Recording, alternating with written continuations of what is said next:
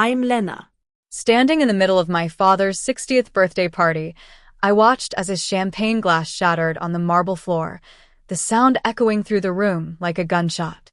The silence that followed was deafening, and 43 pairs of eyes were fixed on my father, his face as white as a sheet. In his hand was a business card that would change everything, revealing the truth he'd spent 5 years trying to bury. But let me rewind to 5 years ago. I was 22, a junior in college, having started a year late after working to save up for tuition.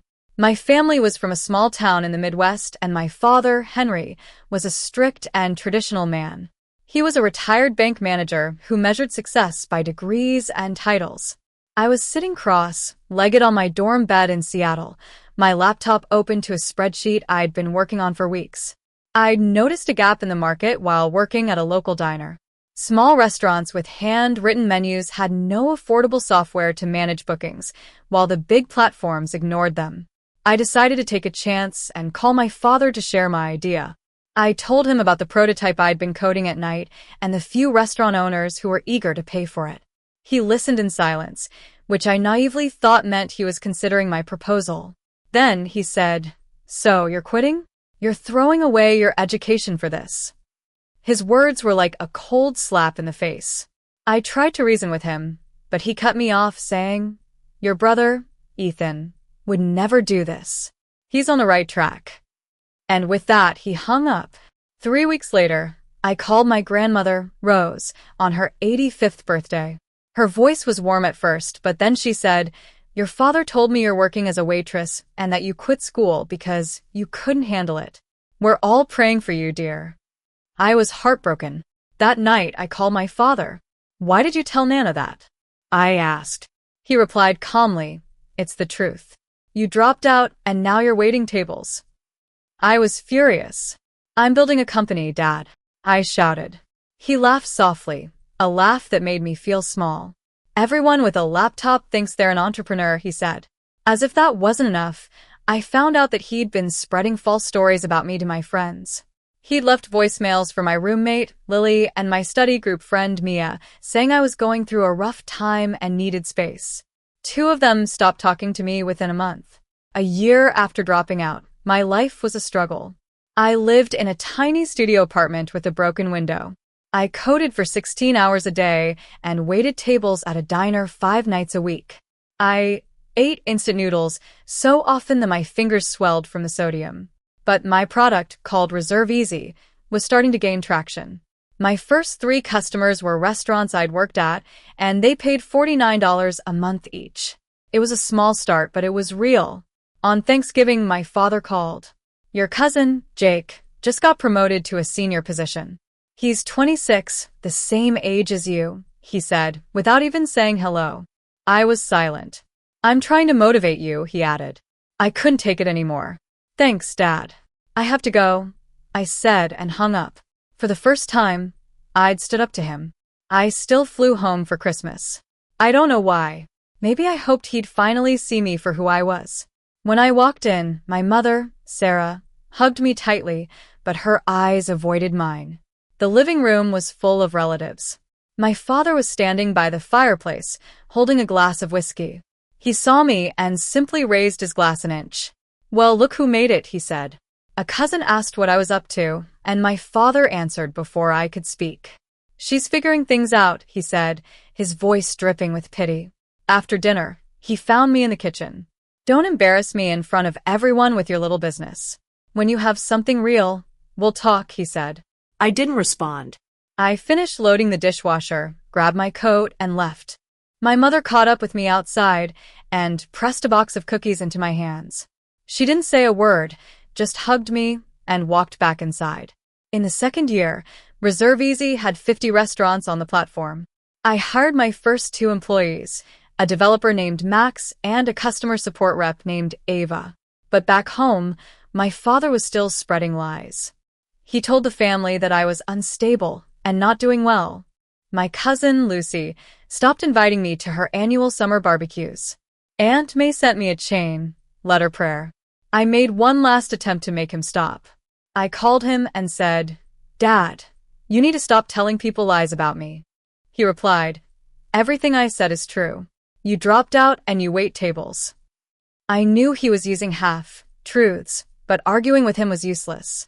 So, I decided to stop explaining myself and let the results speak for themselves.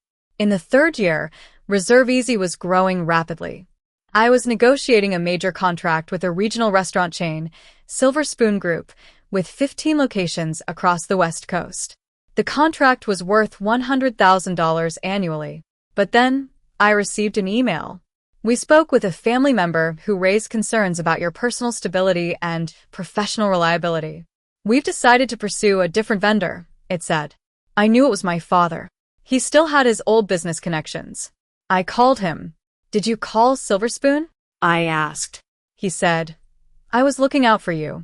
If your business can't survive one phone call, it wasn't real. I was furious. That's not your decision to make, I said. He replied, I'm your father. Everything about you is my decision. I ended the call. Losing that contract nearly broke Reserve Easy. I had to let Ava go. I sold my car and started taking the bus. I even slept on the couch in our office because I couldn't afford a new lease. That's when I started seeing a therapist, Dr. Lee. In our third session, she asked me why I didn't tell my family the truth.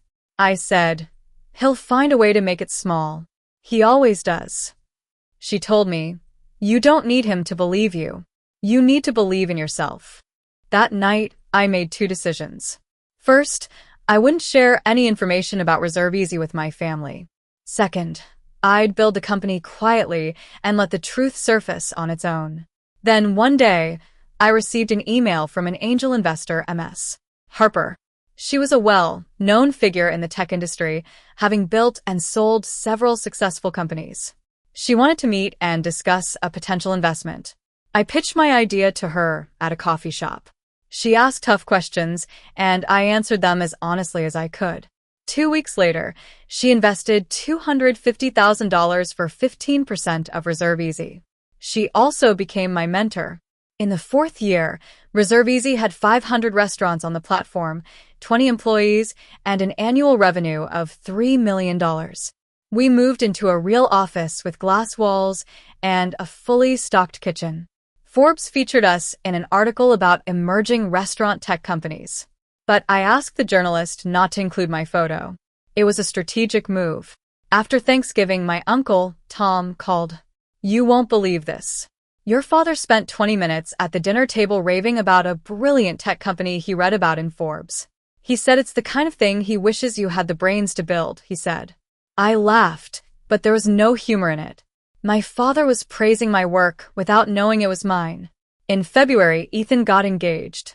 I found out through social media. He called me 2 days later, his voice full of guilt. Dad said you were too busy to come to the engagement party. I'm sorry, he said. I told him it was okay.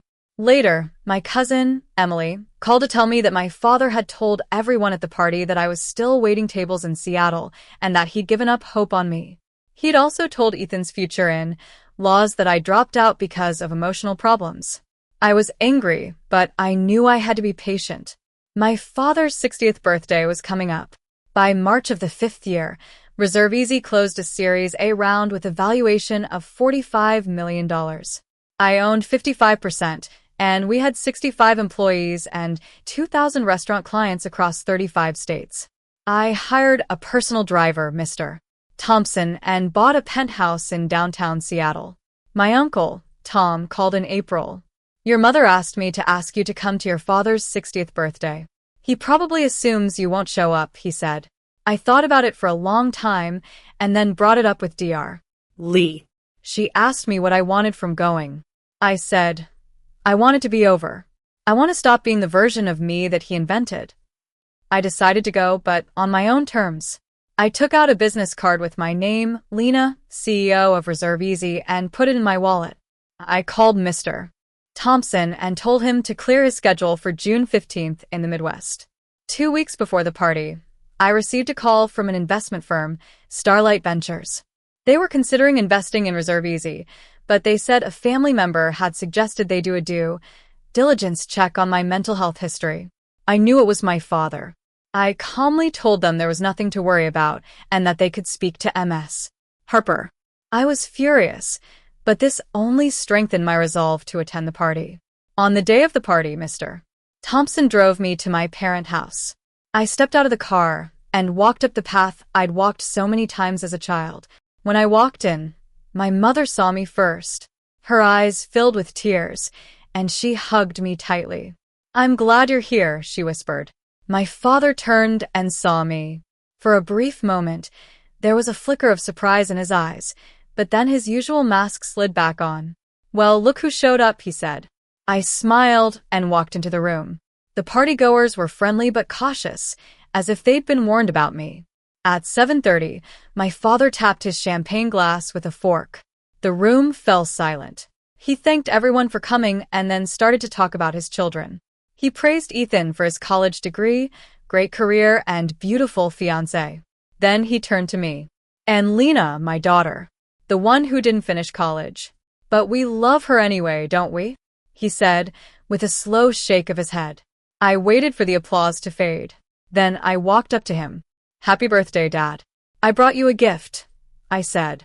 I reached into my pocket and took out the business card. I placed it in his hand. He looked down at it, and as his eyes moved across the text, I watched the recognition dawn on his face.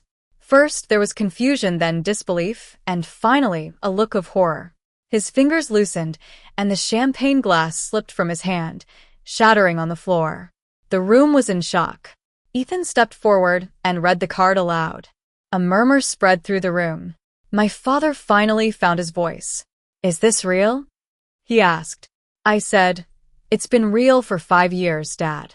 I told you about it, but you called it a fantasy." Behind me, I heard my mother sobbing. Mr. Thompson walked in and said, "MS. Lena, the car is ready."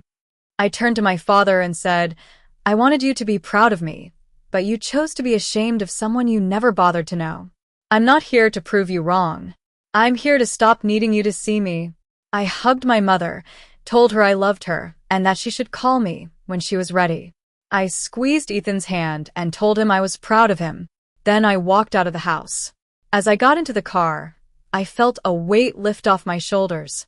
5 years of pent-up emotions came pouring out, and I cried. The next day, I called my attorney and asked her to draft a cease and desist letter to my father for the false statements he'd made to my business associates. I also sent an email to my family, telling them I wouldn't accept being lied about anymore. 2 days after the party, my uncle, Tom, called. He said my father had locked himself in his study all day. He'd spent hours researching Reserve Easy and had finally realized the truth. He'd called Ethan and asked if he knew, and Ethan had told him that he'd never known the real me because of him. My father also asked my mother why she hadn't told him. She said, "You never listened to her. You never listened to me." It was the first time I'd heard my mother stand up to him.